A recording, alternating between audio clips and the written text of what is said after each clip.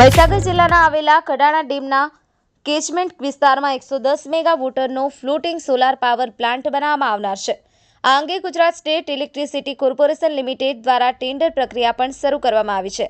રાજ્યમાં પાણી પર તરતી સોલાર પેનલની અનોખી મહત્વાકાંક્ષા યોજના છે, જેમાં ટકાઉ અને ઉચ્ચ કાર્યક્ષમ સૌર ઉર્જા ઉત્પન્ન કરવા માટે જળ સંસ્થાનો ઉપયોગ કરવામાં આવે છે।